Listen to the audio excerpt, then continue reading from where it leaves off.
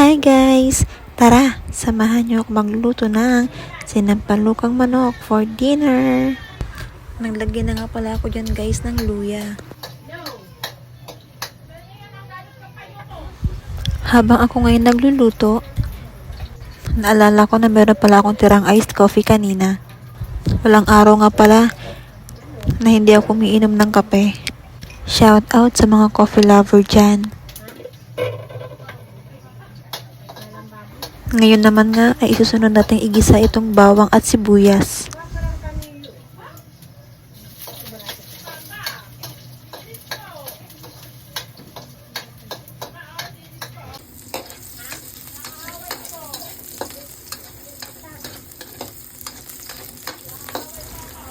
At isinunod ko na din itong kamatis.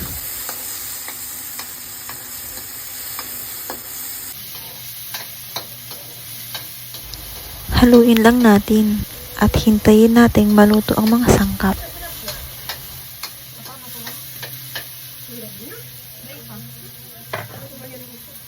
At isunod naman natin itong manok. At haluin natin ito hanggang sa mag-golden brown.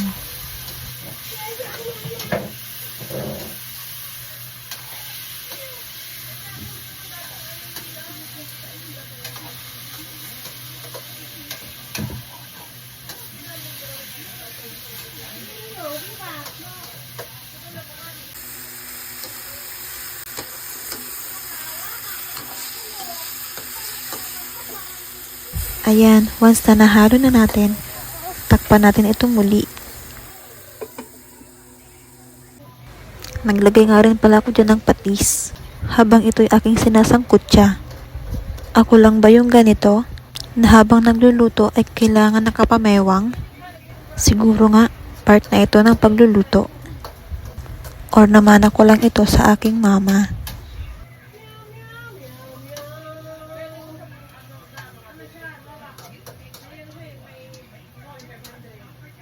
Takpan nating muli.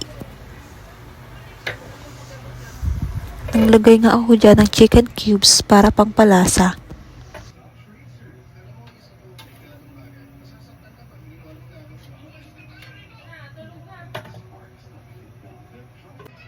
Dahil ang gusto ko nga ay maraming sabaw, hindi ito nagkasya sa ating kawali, kaya ito inilipat ko sa kaserola.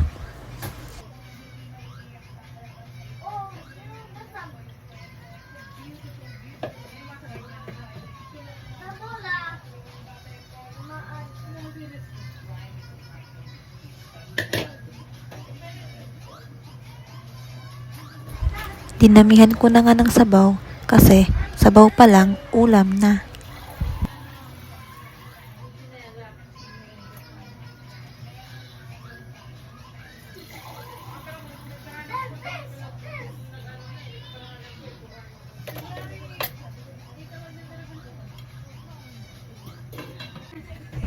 Habang hinihintay ko nga itong kumulo, naghugas na rin ako ng aking mga pinaggamitan. Ako nga yung taong ayaw ng makalat lalo na kapag nagluluto. Kasi ikaw din naman ang mahihirapan sa huli.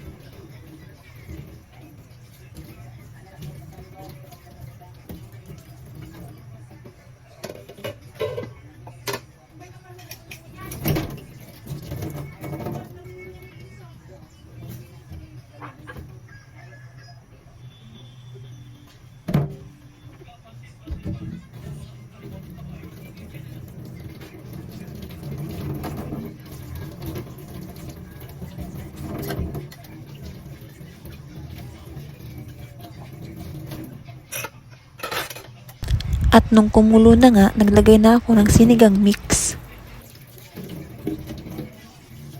Ang gusto ko nga sa gantong luto ay yung maasim na maasim.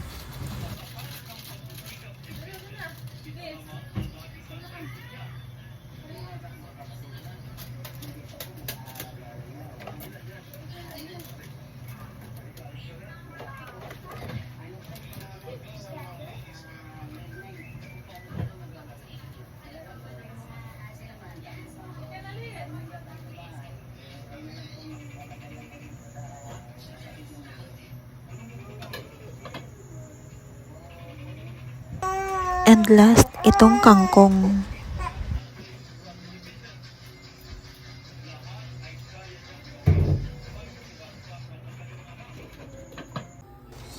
Ayan guys, luto na. Kainan na. Thank you for watching.